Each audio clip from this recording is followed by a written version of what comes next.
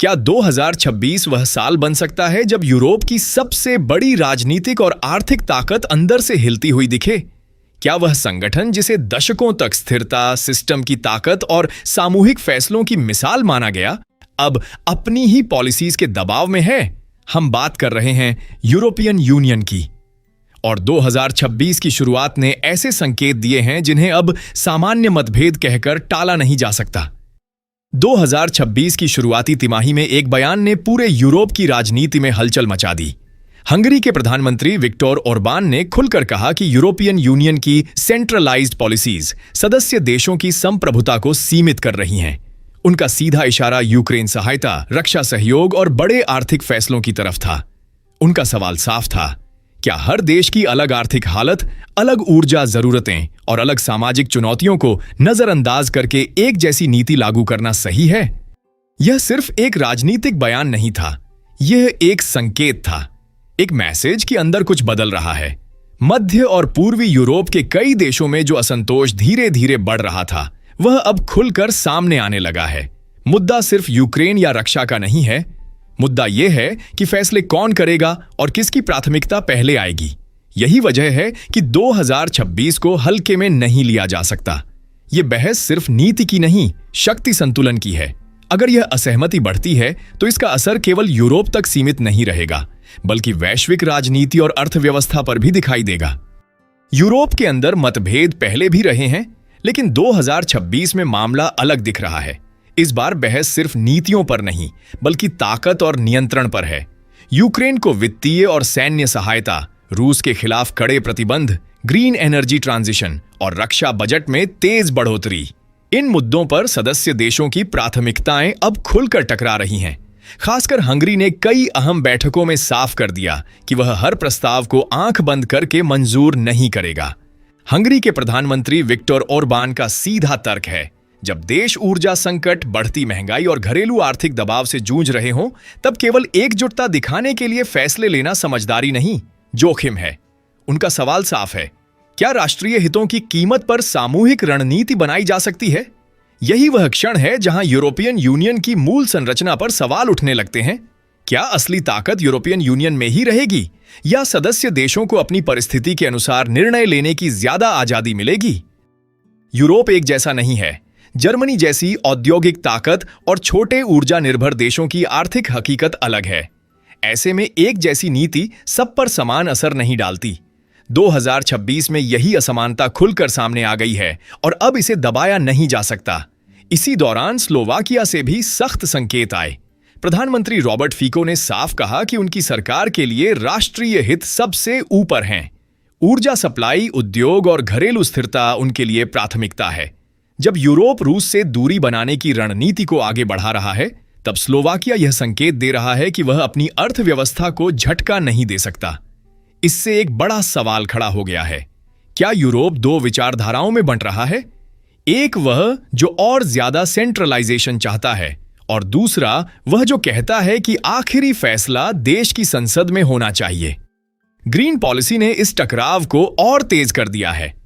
Strict carbon reduction targets और conventional energy से तेज दूरी बनाने की योजना पर कई देशों ने चेतावनी दी है कि अगर ऊर्जा महंगी हुई तो उद्योग कमजोर होंगे, उत्पादन घटेगा और नौकरियां जाएंगी।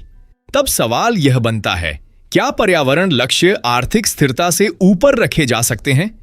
2026 में यह बहस सिर्फ क्लाइमेट की नहीं रही, यह सर्वाइवल की बहस बन गई है।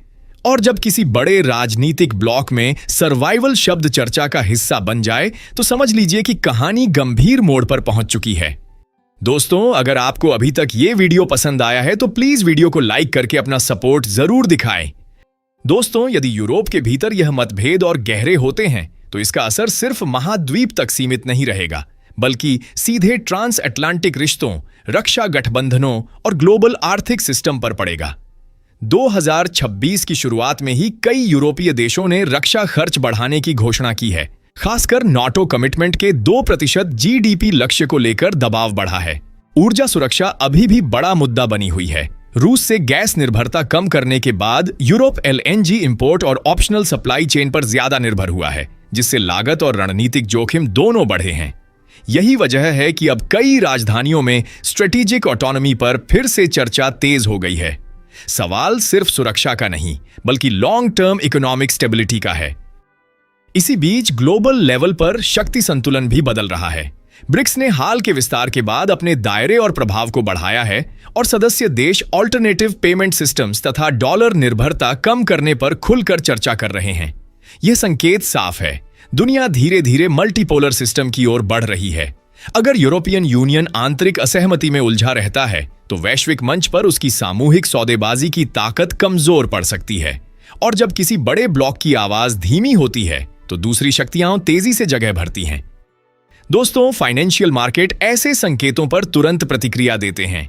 2026 में यूरोजोन की ग्रोथ को लेकर सतर्कता बढ़ी है, बॉन्ड यील्ड में उतार चढ़ाव देखा गया है और इन्वेस्टर पॉलिसी क्लैरिटी की मांग कर रहे हैं। सप्लाई चेन पहले ही महामारी और युद्ध के बाद पुनर्गठित हो रही थी। अब राजनीतिक अनिश्चितता उन्हें और संवेदनशील बना सकती है। अगर निवेशकों को लगता है कि निर्णय लेने की दिशा स्पष्ट नहीं है तो कैपिटल तेजी से सुरक्षित बाजारों की ओर शिफ्ट हो सकती है। यही वह मोड़ है जहां रणनीतिक संतुलन बदलना शुरू होता है, धीरे नहीं बल्कि संकेतों के जरिए। अब असली सवाल यह है, क्या यूरोप इस दबाव को एक नए मजबूत मॉडल में बदल पाएगा या यह अंदरूनी खिंचाव उसे लंबी अवधि में कमजोर कर देगा? दोस्तों, अब सबसे बड़ा सवाल, भारत के लिए इसका क्या मतलब है? यूरोप भारत के सबसे बड़े व्यापारिक साझेदारों में से एक है और हाल के वर्षों में दोनों के बीच फ्री ट्रेड एग्रीमेंट पर बातचीत भी तेज हुई है। अगर यूरोप में ऊर्जा लागत ऊंची रहती है, उद्योगों पर दबाव बढ़ता है या ग्रोथ धीमी पड़ती है तो इसका सीधा असर व्यापार पर पड़ेगा। लेकिन हर संकट में एक अवसर छिपा होता है। अगर यूरोपीय मैन्युफैक्चरिंग महंगी होती है तो टेक्सटाइल, फार्मा, ऑटो कंपोनेंट्स और केमिकल्स जैसे सेक्टर में भारतीय कंपनियों को कंपेटिटिव बढ़त मिल सकती है। भारत की विदेश नीति लंबे समय से संतुलन पर आधारित रही है। एक तरफ वह यूरोप और अमेरिका जैसे पश्चिमी साझेदारों के साथ रणनीतिक और टेक्नोलॉजी सहयोग बढ़ा रहा है, दूसरी तरफ ब्रिक्स जैसे मंचों में भी सक्रिय भूमिका निभा रहा है। अगर दुनिया तेजी से मल्टीपोलर बैलेंस की ओर बढ़ती है तो भारत की स्थिति एक ब्रिज पावर के रूप में और मजबूत हो सकती है, ऐसा देश जो अलग अलग ब्लॉक्स के साथ काम कर सके। लेकिन तस्वीर पूरी तरह सकारात्मक नहीं है। अगर यूरोप में आर्थिक सुस्ती आती है तो वहां की मांग घट सकती है, जिसका असर भारतीय निर्यात, खासकर आईटी सर्विसेज, ऑटो और लग्जरी गुड्स सेक्टर पर पड़ सकता है। 2026 अब सिर्फ एक कैलेंडर ईयर नहीं लग रहा, यह एक टेस्टिंग मोमेंट बनता दिख रहा है। यह सिर्फ पॉलिसी डिबेट का साल नहीं बल्कि पहचान का साल है। क्या यूरोपियन यूनियन अपनी इंटरनल डिसएग्रीमेंट को मजबूत इंस्टीट्यूशनल कम्युनिकेशन के जरिए संभाल लेगा या ये दरारें आने वाले वर्षों में और गहरी होती जाएंगी? इतिहास साफ बताता है, बड़े संघ जब संकट में आते हैं तो या तो पहले से ज्यादा मजबूत बनकर निकलते हैं या धीरे धीरे अपनी सामूहिक पकड़ खोने लगते हैं। बीच का रास्ता अक्सर नहीं होता। 2026 शायद सिर्फ शुरुआत है। असली परीक्षा आने वाले महीनों और सालों में होगी, जब शब्दों की जगह ठोस फैसले सामने आएंगे। तो क्या हम एक नए भू राजनीतिक युग की दहलीज पर खड़े हैं? क्या दुनिया धीरे धीरे शक्ति संतुलन को बदलते हुए देख रही है? क्योंकि इतिहास अचानक नहीं बदलता, वह पहले संकेत देता है और वे संकेत अब साफ दिखाई दे रहे हैं। पिछली वीडियो का सबसे मजबूत कमेंट था जीवानलमन का। इस वीडियो पर कमेंट करना न भूलें ताकि अगले YouTube वीडियो में आपका नाम लिया जा सके। और अब स्क्रीन पर जो वीडियो है उसे जरूर देखिए, क्योंकि कहानी यहीं से और दिलचस्प होने वाली है।